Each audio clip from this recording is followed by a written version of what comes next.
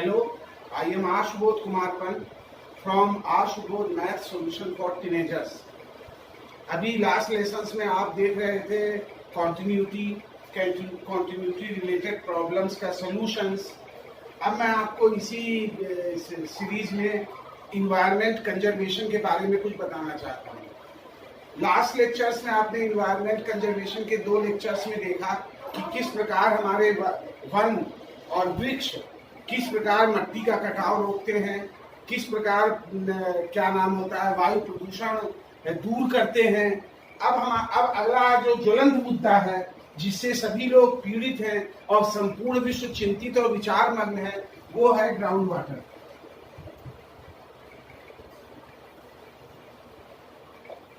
भूगर्भ जल, ground water की प्रॉब्लम है। आप देख रहे हैं कि ओवर एक्सप्लॉयटेशन के कारण ग्राउंड वाटर लेवल नीचे और नीचे जाता जा रहा है और इसके कारण प्रॉब्लम हो रही है कि सूखे क्षेत्र, सूखे ड्राई एरियाज में वृद्धि हो रही है।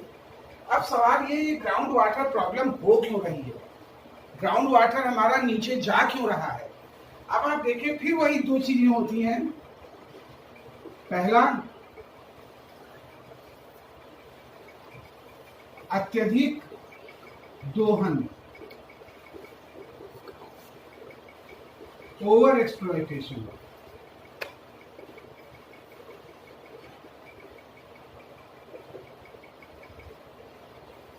और दूसरा है कि प्रॉपरली ग्राउंड वाटर जो है रिचार्ज नहीं हो रहा। फिर से देखिए, एक तो जो ग्राउंड वाटर है वो प्रॉपर रिचार्ज नहीं हो रहा है और दूसरा ओवर एक्सप्लॉयटेशन। फिर वही जैसा मैंने आपको पहले बताया था, सीमित आवश्यकताएं, प्रकृति के साथ कोऑर्डिनेशन। अगर हम जितना जमीन के नीचे पानी जाएगा उससे अगर अधिक हम ज्यादा उपयोग करेंगे तो बट नेचुरल है कि प्रॉब्लम आएगी और संकट उत्पन्न होगा। तो पहली बात तो यह है कि अत्यधिक दोहन जो हम कह रहे हैं, अपनी आवश्यकताएं सीमित रखें। कैसे सीमित रखें, क्या करें, किस तरह करें, ये एक इशू है। दूसरा है ग्राउंड वाटर रिचार्ज। जमीन के नीचे पानी जाए कैसे, तो इसके बारे में मैं आपको बताना चाहता हूं कि जो जमीन में पानी जाने की बात है, सोर्सेज रिचार्ज होने की बात है, उसमें आपका एक पहला मेथड है engineering method, mechanical method. Engineering method और स्ट्रक्चर, और दूसरा है नेचुरल कवर और रिसोर्सेज। ये जो मैकेनिकल मेथड है, आप देखते हैं रूप वाटर हार्वेस्टिंग। पानी बरसता है, पानी बरसने की कोई कमी नहीं है। पूरा 4 महीने बरसात का जो चौमासा कहलाता है, हमारे देश में, उत्तर प्रदेश में, अन्य देश के अन्य भागों में पर्याप्त वर्षा होती है। लेकिन होता क्या है, ये पानी जब गिरता है तो गिरकर बह जाता है और बहकर नाली से होते हुए निकल जाता है। अगर इस पानी को हम किसी तरह नीचे भेज दें, जमीन के नीचे, तो जो हमारे ग्राउंड वाटर है, सोर्स है, वो रिचार्ज होते रहेंगे। तो इसके लिए पहला ये है रूप वाटर हार्वेस्टिंग।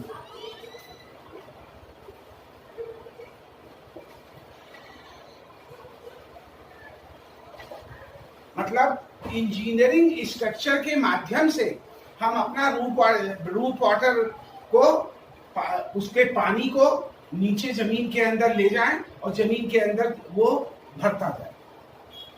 इसके लिए कैसे स्ट्रक्चर है, किस तरह हम स्ट्रक्चर बनाते हैं, क्या जरूरत है, वो इंजीनियरिंग का अलग चैप्टर है जिसको मैं संभवतः कभी अलग से बताऊंगा। दूसरा है चेक डैम्स। चेक डैम बनाकर हम पानी की स्पीड चेक करेंगे और वो धीरे धीरे बहता हुआ नीचे ग्राउंड में जाएगा। इस तरह के कुछ स्ट्रक्चर्स हैं जिसे हम इंजीनियरिंग स्ट्रक्चर्स कहते हैं, और उस इंजीनियरिंग स्ट्रक्चर्स के माध्यम से हम पानी को रेन वाटर और अदर सोर्सेज जो वाटर है हमारे, जो सरफेस रन ऑफ हो जाता है, उसको जमीन के नीचे भेजें। अब दूसरा है नेचुरल कवर और नेचुरल रिसोर्सेज। तो आपने देखा होगा कि आजकल मेन शहरों में फुटपाथ में, घरों के आंगन में, आसपास क्या करते हैं, पूरा पक्का कर देते हैं, टाइल्स बिछाकर, सीमेंटेड करके। उससे होता क्या है? उससे होता है ये पानी वर्षा का आता है और बह जाता है। तो सबसे पहले कि हमको ध्यान रखना है कच्चा स्थान छोड़ना।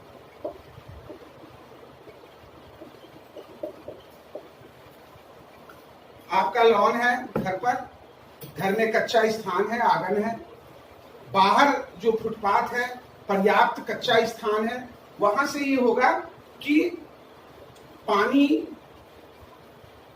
बहने की जगह धीरे धीरे धीरे धीरे वर्षा का जल भी जमीन के नीचे जाएगा। दूसरा,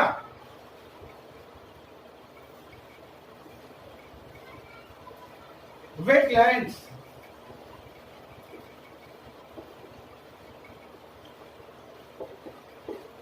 अब ये वेटलैंड्स क्या हैं और किस तरह से ग्राउंड वाटर को उठाने में हेल्प करते हैं, इसको देखिए।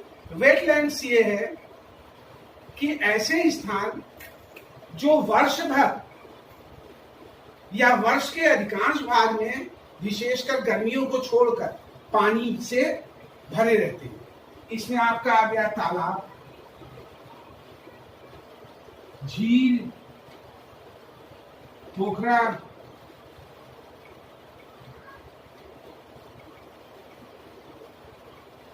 ऑक्सबो लेक,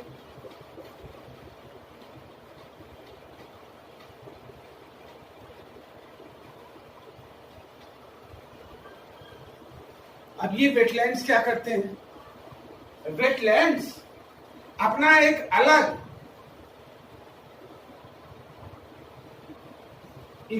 इकोलॉजिकल सिस्टम है। ये आपका जो ये वेटलैंड्स है, ये स्थल और जल, मीन्स लैंड और वाटर, इन दोनों का एक तरह जंक्शन है।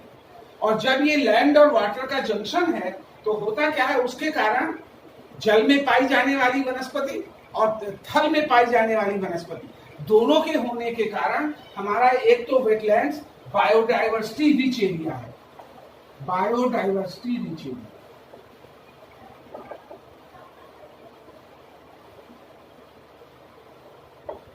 बायोडाइवर्सिटी रिच एरिया है, नंबर एक। नंबर दो, हमारे वेटलैंड्स के रोल क्या है? हमारा वेटलैंड्स, जैसे हमारी किडनी है शरीर में, क्या करती है? जो शरीर में दूषित पदार्थ होते हैं उसे छान का अलग करती है। उसी तरह हमारे वेटलैंड्स किडनीज ऑफ लैंडस्केप, इसे आप देखें, किडनीज ऑफ लैंडस्केप्स।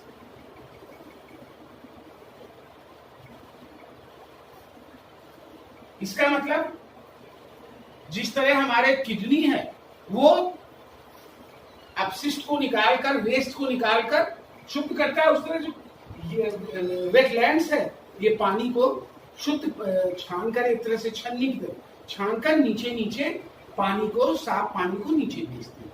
दूसरा क्या है, वेटलैंड जो में पानी है अब वो रिस कर नीचे जा रहा है। जब वो रिस कर नीचे जा रहा है, वर्षा का पानी भी उसमें इकट्ठा हुआ तालाब में, झील में, नदियों में, और धीरे धीरे धीरे धीरे करके वो जमीन के नीचे जा रहा है। और इस तरह हमारा वाटर टेबल बढ़ रहा है, जमीन के नीचे पानी का स्तर बढ़ रहा है। तीसरी चीज क्या है, जैसा मैंने आपको बताया, बायोडाइवर्सिटी रिच एरियाज में, बायोडाइवर्सिटी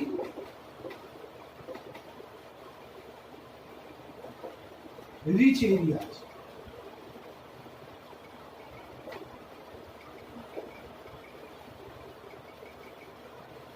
वेटलैंड्स की रोल्स है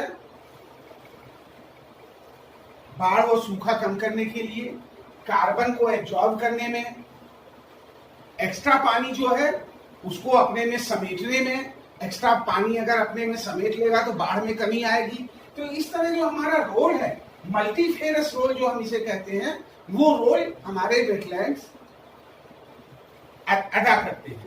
अगला सवाल ये है कि जब इतना अधिक भूमिका इसकी है तो समस्या क्या है? हमारी समस्या ये है कि वेटलैंड्स का एरिया, वाटर की क्वालिटी और वाटर की क्वांटिटी घट रही है।